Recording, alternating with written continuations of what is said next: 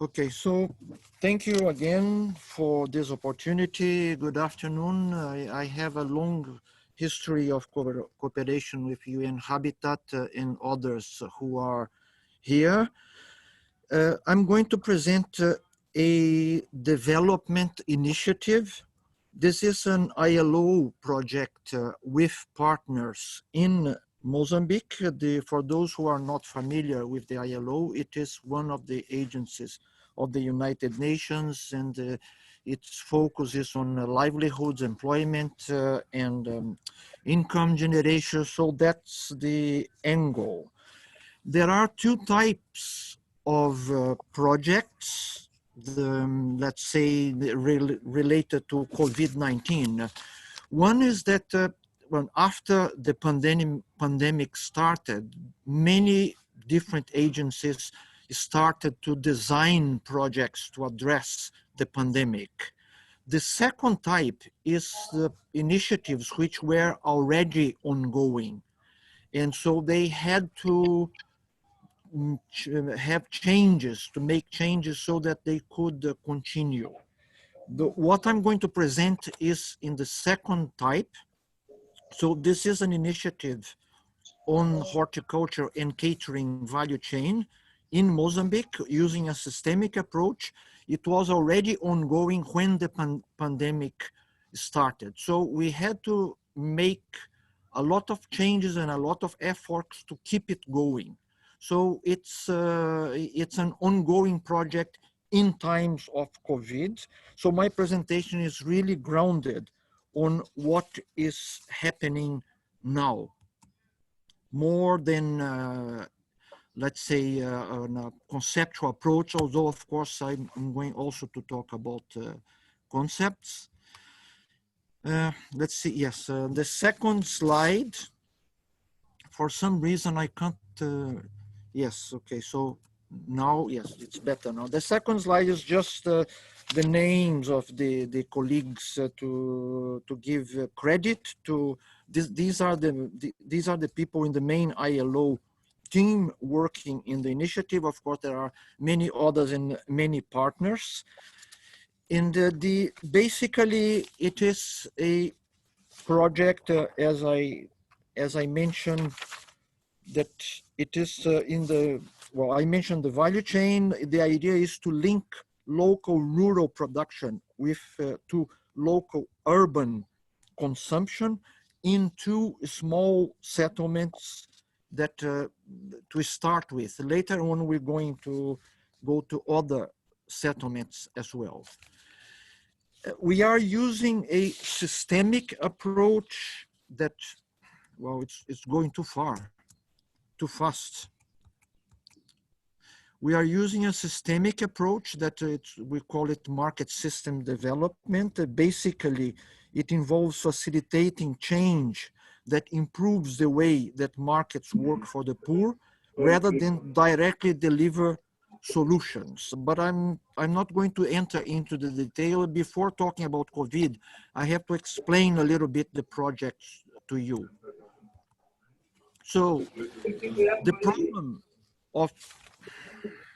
the problem to address is lack of participation of the producers in the catering value chain. The geographic area are two small towns in Mozambique, Vilanculo and Inhasoro.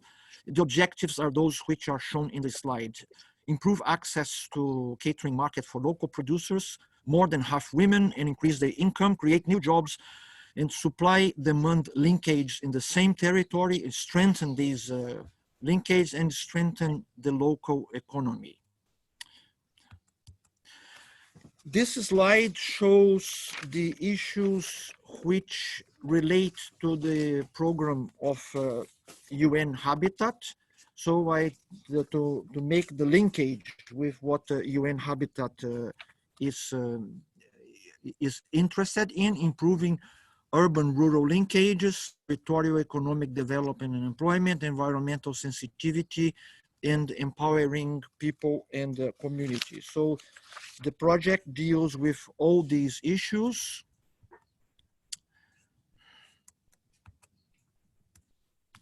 sorry. To give a bit more information on details,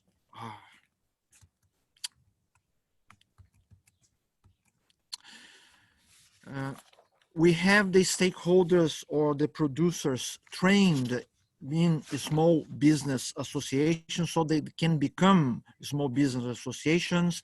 The producers and the extensionists are trained in good agricultural practice as well. We have a partnership with one private company, an agro-business company called Agrario that works with the group identified of producers to do all these issues which are noted in the bottom part of the slide. The technical assistance, inputs, field demonstration of new innovative agricultural techniques, processing center, market linkages, and the match between demand and supply. Remember that what we are doing is to promote the private sector. So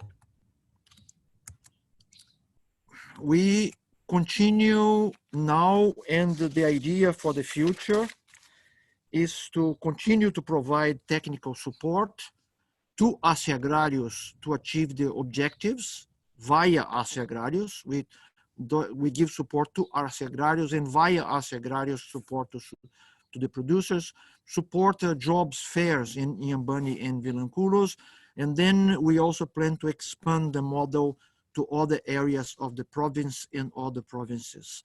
Finally, design and intervention in other segments of the catering and tourism value chain, because these areas are very touristic areas, such as skills and working conditions for the restaurant and hotel employees. This is the plan for the future. These are some pictures just to illustrate what we are doing. They show training, they show a little bit of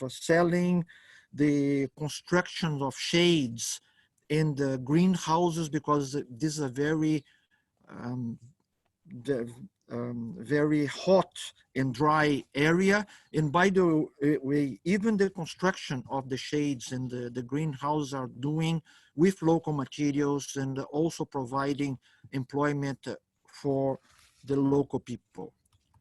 But then enter COVID-19. And from now on, the slides present what the initiative is doing and will do to adapt to COVID-19. Well, the ILO deal, as I said, the entrance point of the ILO is on income, livelihoods, and employment. That's the mandate of the agency. And we work in times on, let's say, normal times, business as usual, but we also work in times of crisis. This slide shows, as an example, 3 publications, 3 guides for businesses in times of crisis. The first one on the left is difficult to read, but it is a publication, a guide for small and medium enterprises in times of crisis. The second one in the middle, multi-hazard business continuity management. And the third one on the right is for influenza pandemics, how for enterprise to continue their business during a influenza pandemic. These are just examples. I could mention more, but you can also find other examples in the ILO website. So this slide summarizes the concrete and specific actions that we are doing to keep the business going, to keep the initiative going. Of course, there is no magic bullet. There is no one size fits all. Each case is a case. In our case in Vilanculos and Niasur of this project, first of all, we have a business continuity plan for the producers that based on the materials that I showed to you.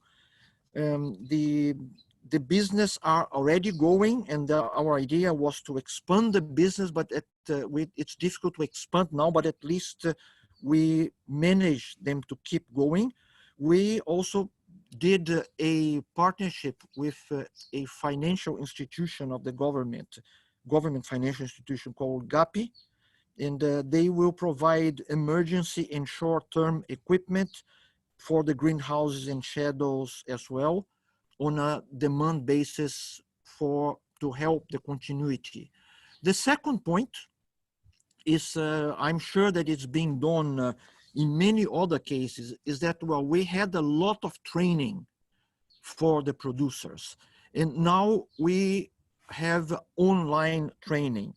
It has been a challenge because you saw the pictures. They are very humble people in rural areas and peri-urban areas, but very poor, very humble producers. But anyway, we are doing audio tutorials, videos will come on the global good agricultural practices. We also have partnerships with other partners to produce materials to be broadcasted in TV, radio, and also given to the extension officers that can bring computers to, or to at least lend computers and tablets to the producers. We also have a number of manuals, a number of materials on the gender equality, which is very important to the project. Number 3, access to market information. Again, we have to resort to IT. So the business service providers have been equipped with tablets and internet connection that should increase the information and keep the flow of market information. For OSH, occupational safety and health for the producers, this is obvious, and it's very important as well that the producers are well informed about how they can continue to produce and to interact with intermediaries and with end buyers in a safe way. So this is also now part of the project. Number 5, code of practice to combat harassment and violence in times of COVID-19. I don't know about other countries, but I hear that there has been an increase in harassment and violence, especially against women, because of confinement. But this has happening in Mozambique as well. So we are also addressing this in the project in times of COVID. Number 6, transportation of the products. Again, to avoid contamination and to sell the products are sold directly to the buyers. One issue that is not part of our initiative is the public markets, that it is part of the value chain, but it's not part of our initiative. And this indeed needs to be addressed, and we can talk about it later if you want. We have ideas, we have suggestions, but we are not working with private markets because we produce directly to the producers, to the buyers. When I say we, is the initiative, it's not the ILO which is selling. And in the beginning, we targeted tourism businesses, mainly hotels and restaurants in Vilanculo and Nyasoro, because they are two tourist centers in Mozambique. Now, with the whole thing of lockdown and no flights, no nothing, the tourism has decreased a lot. So we also helped to expand the market into other areas. There are a few large-scale companies dealing with gas in the region, so they are now the main buyers of the products, but the population which lives there is also buying from the local producers, and in a way, they also help to keep the initiative going. So this in a nutshell, that's what I wanted to explain to you. As I said, there is no magic bullet. Each case is a case, but what I presenting to you is something very, very concrete. That's what is happening now. As I'm speaking to you, it is happening in Vilanculos and in Açores. So thank you for your time. And I'm available for questions and comments when the time comes. Thank you.